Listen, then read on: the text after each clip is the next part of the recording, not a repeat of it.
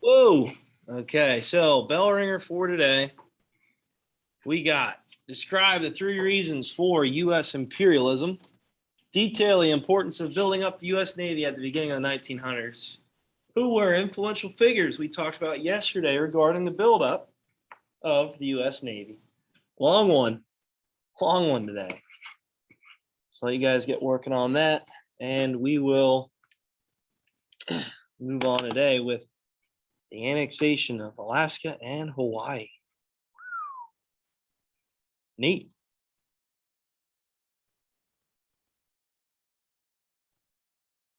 Finally, grades went in.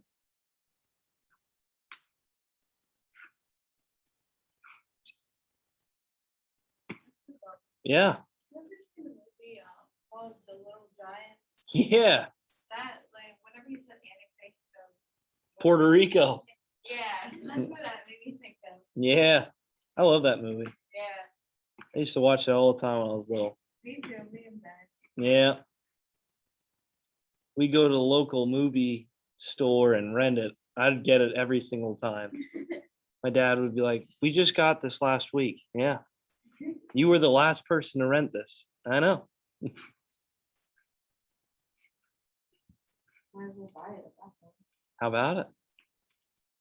How about it? It was either that or the Super Smash Bros. Back in the day. Still watch that all the time.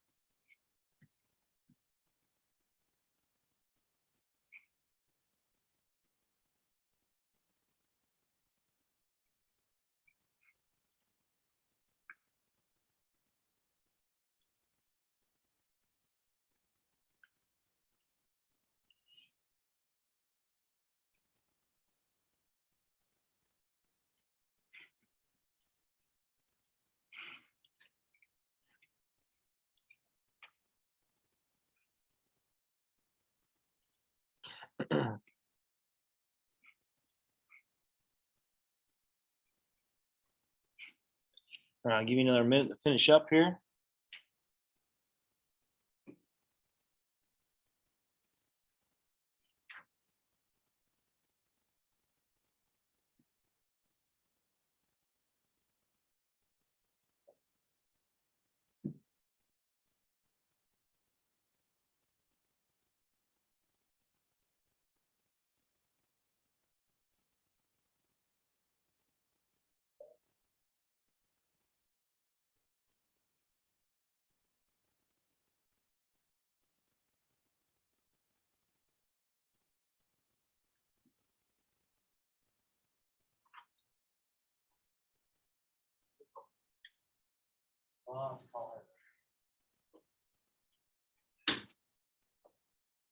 All right, let's go over this real quick.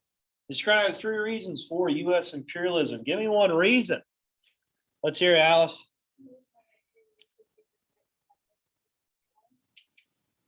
Okay, yeah, these European countries are doing it first, right? So, number one reason why the United States dived into this imperialistic state in the late 1800s, early 1900s was, well, European countries were performing it first. They were all diving into Africa. And we know with the Berlin Conference, this was established to divide Africa up amongst these European countries so that they had full control of it. No African tribes were there at that conference, and it just showed this social Darwinistic idea where the strongest will survive. These European countries, because they're more powerful, because they have these strong militaries, they're going to divide and conquer Africa without any remorse, okay, without any real thought of these African tribes. Okay, good. So, number one, European countries doing it first. We need to compete at a world stage with these European countries. The only way we're going to advance is if we go through this imperialistic state as well. All right, what's another reason? How's that Mountain Dew? Is it good? Yeah, not bad. Is it better than Baja Blast? Probably not. Yeah, I like Baja Blast a lot. Chloe, what's another reason for U.S. imperialism? What did we just say? What? Jeez. European countries were doing it first. Political and military conflict. All right. So establish military bases. Okay. So the United States establishing these military bases all throughout the Pacific Islands, right? Expanding their influence a little bit past their own borders. Why? So we can protect our own borders, make sure the fight happens way out in the Pacific Ocean or in the Atlantic Ocean before it gets to the U.S. Grounds, okay, the territory of continental United States. So with Pearl Harbor, terrible thing that happened, obviously, but it happened way out, military base in the Pacific Ocean, not on continental grounds, okay, continental United States. Good, good. All right, so establishing military bases, making sure we can protect our assets and try to protect our own borders by really creating a force shield, a shield around the United States. Good, good. What's another reason? Why else are we going to these other territories and lands? Tyler? Yeah, yeah, good job. To extract these foreign materials, these raw materials and resources that we can't find here in the United States. When you look at the map, the United States can offer a lot of resources and a lot of raw materials comparable to other countries. It's not even close. But with that being said, let's get more, right? One resource in particular, sugar. You can find Cuba, Puerto Rico, Hawaii, the Philippines, and look at that. We acquired really all of them at the turn of the 1900s. So that means we can monopolize that resource, set the prices to whatever we want, and make huge sums of money off of these resources and raw materials.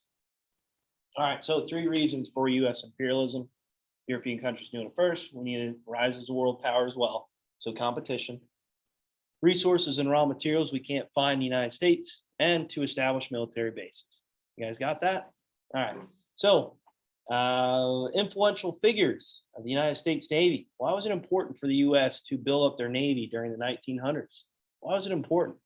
Alice? So we could fight the wars that weren't here, so help our allies. Yeah, yeah. So we can protect our raw materials and resources getting back to the United States, try to protect our own borders, making sure that the fight never happens here in the United States, and to expand and to become a global power.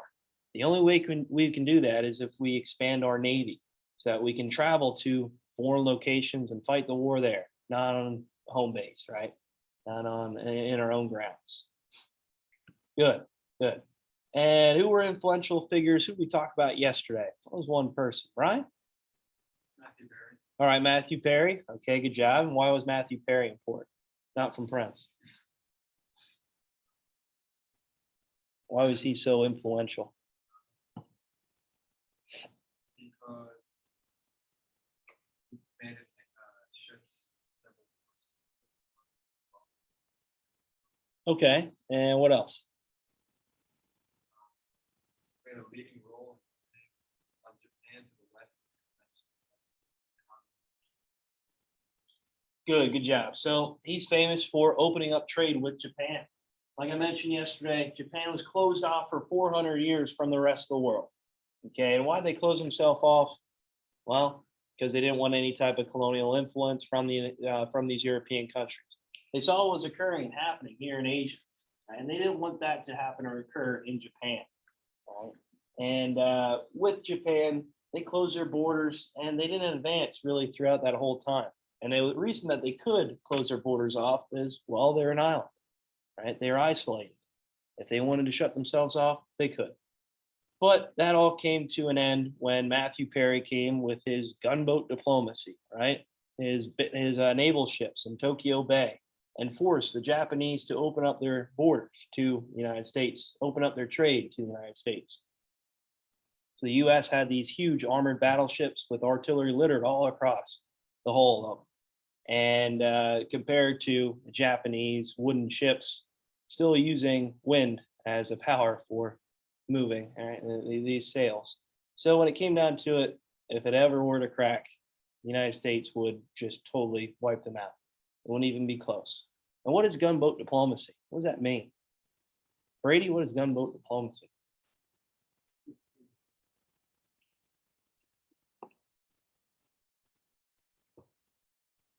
Refers to the pursuit of objectives with the aids of Yeah. So we're going to use our Navy to try to threaten, to try to impose our will on other countries like Japan here. Okay, so if Japan was going to open their borders, well, we'll blow them to bits, right? We're going to use these naval ships to enforce our will and use fear tactics to express our means of what we want and desire. And we wanted to open trade with Japan. What did Japan get in return? Japan agreed to it. They knew that they couldn't compete whatsoever. And they're amazed by these battleships that the United States has. But what did they want in return?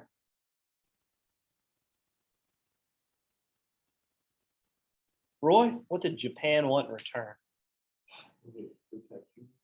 Okay, protection. All right. Not just that, though. Lindsay? Weaponry technology. Yeah, they wanted advancements, right? They wanted these weapons that the United States had. They wanted to see the advancements. They wanted industrialization.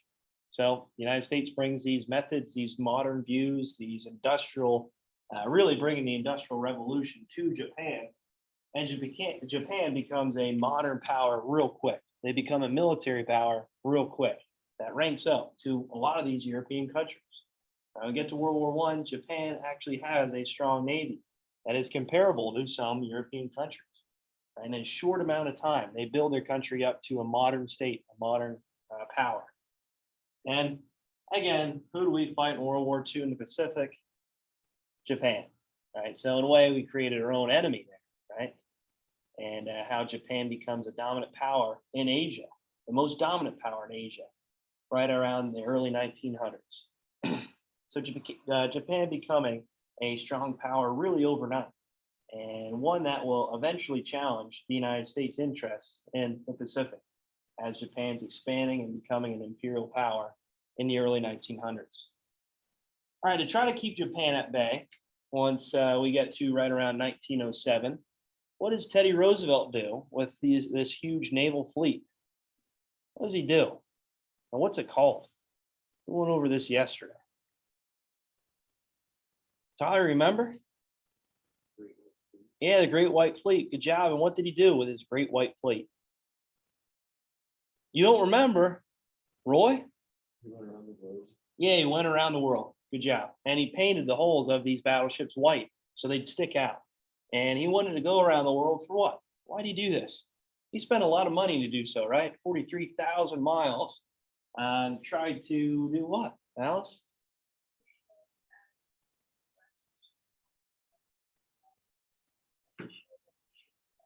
Yeah, good job. So to show that the United States is this dominant power, this world power, and that they are right up there with these European countries.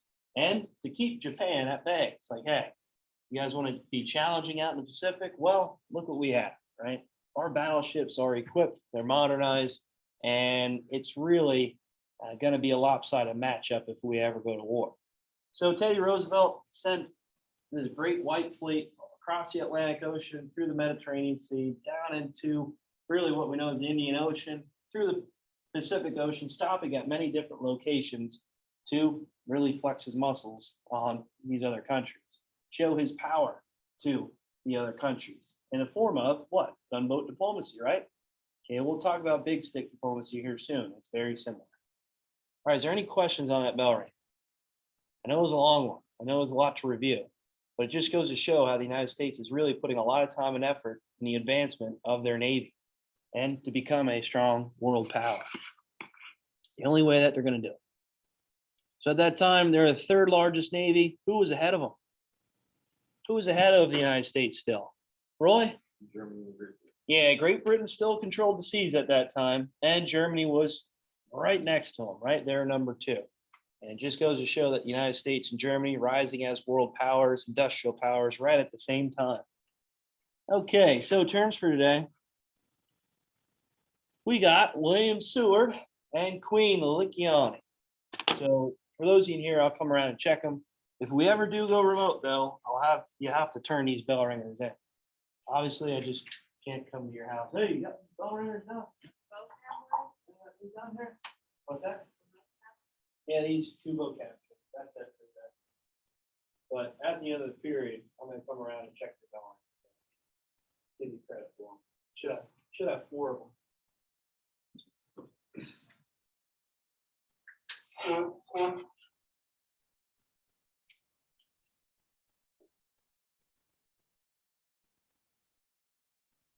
Here you go, not break.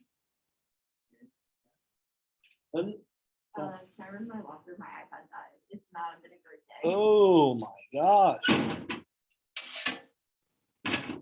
You can sit in the back. There's an outlet back there.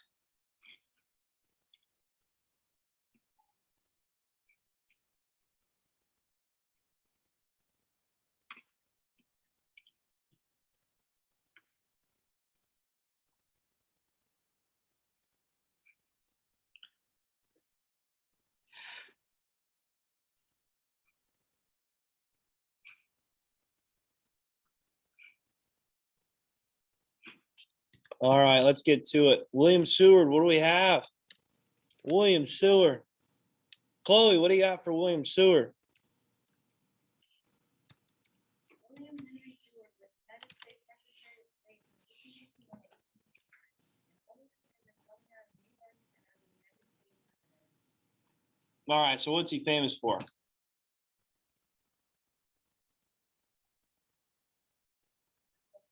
I guess, serving as governor. Oh, Roy?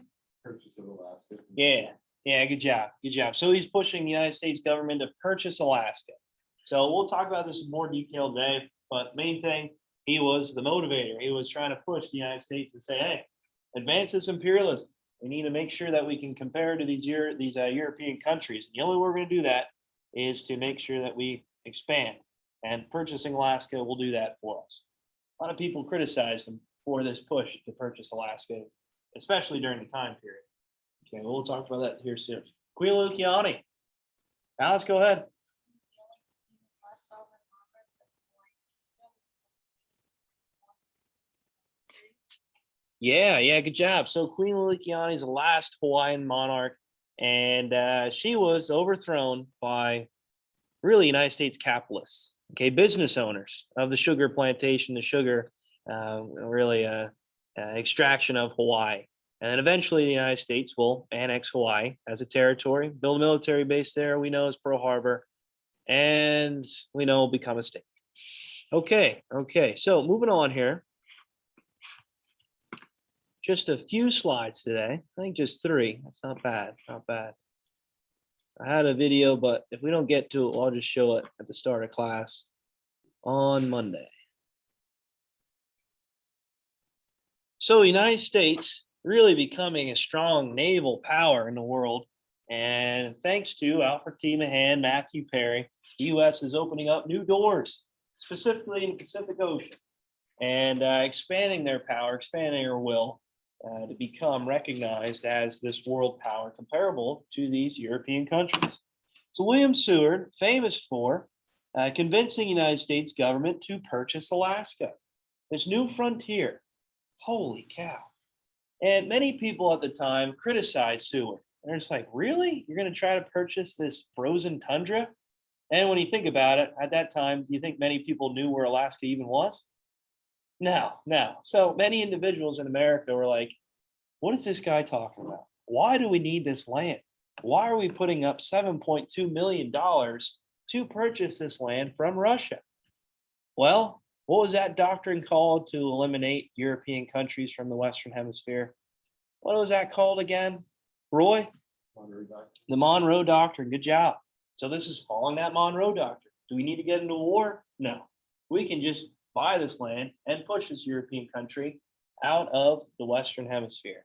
And for Russia, they really wanted this because at this time they were lacking. They were falling way behind when it comes to the Industrial Revolution and becoming a modern power.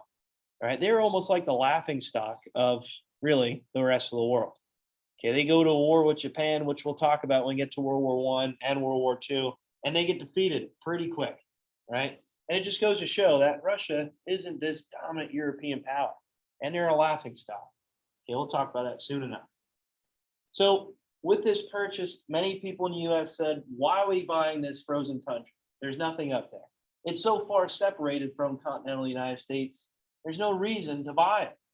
Well, when you look at the string of islands that stretch down, it pretty much goes to where Japan is, and Russia, and close to China, and Korea, right? So we can establish these military bases stretching all the way out to really where Asia is located, and keep an eye on our assets, keep an eye on a lot of these Asian countries to make sure that they're not trying to ever, let's say, invade or take over the United States. We can see it coming from miles and miles away. Also, we know that Alaska provides resources and raw materials that maybe we didn't think of. And 2 of them, timber and oil.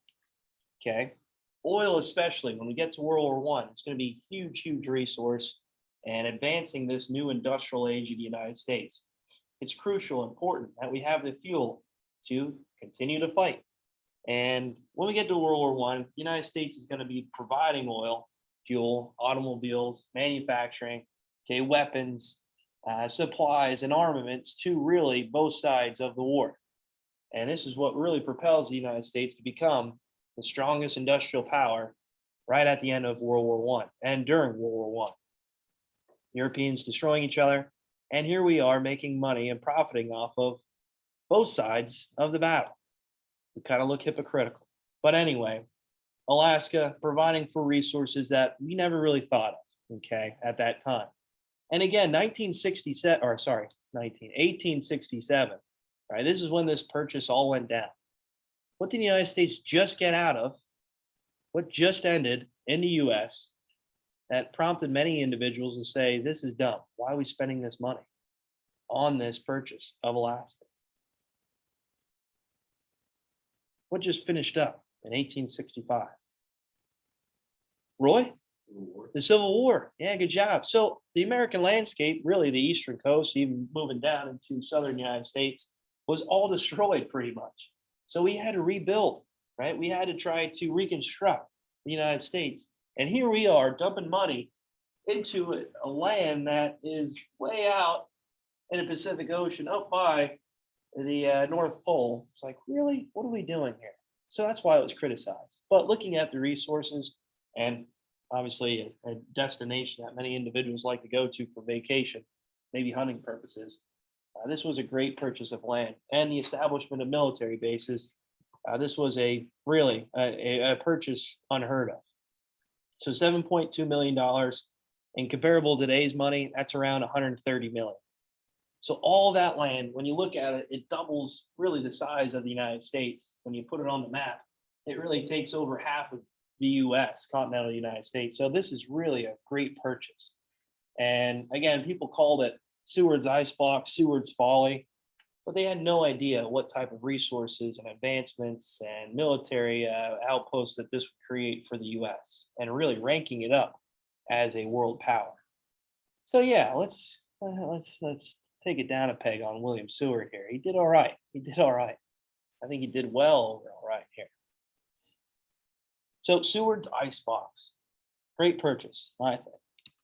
All right, another territory that we acquire, Hawaii. And I'm going to go through this pretty quick here, but one of the main reasons why we said we're going to Hawaii was, well, we'll talk about it next week. Many U.S. politicians and citizens thought, well, this is unethical. This is unmoral of us, immoral, expanding into these territories and forcing these people, these indigenous people, work as slaves in their own country.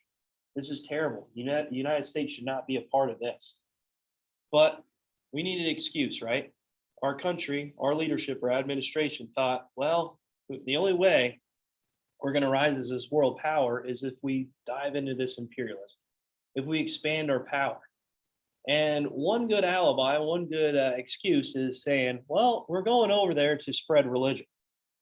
Cole, you remember Manifest Destiny? Yeah. So this was a great excuse to the individuals, the citizens in the US. We're just going over there to spread Christianity. These indigenous people need to see God, right? Yeah. So that's the reason why we went out to Hawaii. Now, we all know it's because of sugar, because of resources that we can't find in the United States. So expanding out into Hawaii, number one, really, is so to say, well, Christianity, but we all know it's to extract resources like sugar and to establish military bases like Pearl Harbor, right? And we all see Hawaii as a stepping stone to the Asian markets, okay? So we can expand our world power.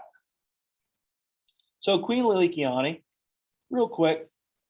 So this is the last Hawaiian monarch, and she's overthrown not by the United States military, but actually by capitalists, by business owners that were extracting sugar from Hawaii. And they were not really equipped for war, but it just goes to show how much advancements we had compared to the Hawaiian indigenous people. And Queen Lilikiani was thrown in jail. She was overthrown of her power.